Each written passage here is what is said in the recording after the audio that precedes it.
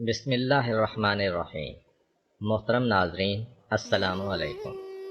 پیغمبر اکرم صلی اللہ علیہ وآلہ وسلم کے اصحاب میں سے ایک صحابی جن کا نام ابو طلحہ انصاری ہے، مدینے میں ان کا ایک سرسبز و شاداب اور حسین و جمیل باغ تھا، اور مدینہ میں کسی کا بھی اتنا خوبصورت باغ نہیں تھا۔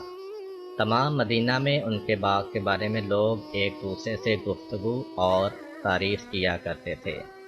اس باغ میں ایک صاف شفاف چشمہ بھی تھا کہ جب بھی پیغمبر صلی اللہ علیہ وآلہ وسلم اس باغ میں تشریف لاتے، اس چشمے کا پانی نوش فرماتے اور اس سے وضو کیا کرتے۔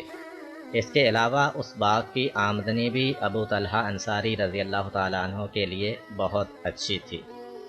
جس وقت یہ آیت نازل ہوئی، لن تنالوا البر حتى تنفقوا مما تحبون وما تنفقوا من شيء فإن الله به عليم، تم نیکی کی منزل تک نہیں پہنچ سکتے جب تک کہ اپنی پسندیدہ چیزوں میں سے راہ خدا میں خرچ نہ کرو، اور جو کچھ بھی تم خرچ کرو گے خدا اس سے بالکل باخبر ہے۔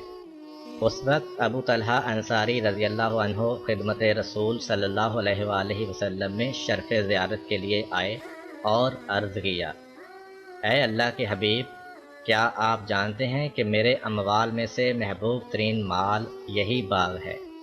پیغمبر نے فرمایا، جانتا ہوں۔ ابو طلحہ رضی اللہ عنہ نے عرض کیا، اے اللہ کے رسول، میں چاہتا ہوں کہ اس باغ کو اللہ کی راہ میں خرچ کر دوں تاکہ آخرت کے لیے ذخیرہ ہو جائے۔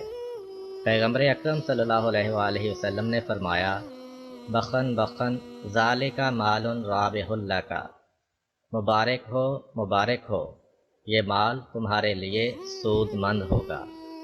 اس کے بعد فرمایا، اے ابو طلحہ، میں تمہارے لیے اس میں بہتری دیکھ رہا ہوں کہ تم اس باغ کو اپنے قریبی ضرورت مند اور محتاج رشتہ داروں میں تقسیم کر دو۔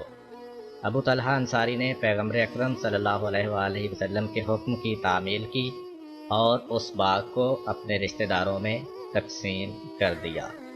محترم ناظرین، آج کے دور میں ہم لبیک یا رسول اللہ کا نعرہ تو لگاتے ہیں، لیکن جب اللہ کی راہ میں خرچ کرنے کی باری آئے تو ہم اپنا ہاتھ کھینچ لیتے ہیں، اور دوسری طرف ہمارے لیے رسول پاک صلی اللہ علیہ وآلہ وسلم کے ایک صحابی کا طرز عمل ہے کہ جنہوں نے نبی پاک صلی اللہ علیہ وآلہ وسلم کے ایک حکم پر اپنا سارا مال ضرورت مند اور محتاج رشتہ داروں میں تقسیم کر دیا۔ امید کرتا ہوں کہ آپ کو آج کی ویڈیو اچھی لگی ہوگی۔ اگر آپ کو ہماری ویڈیو اچھی لگی ہے تو ویڈیو کو لائک کریں۔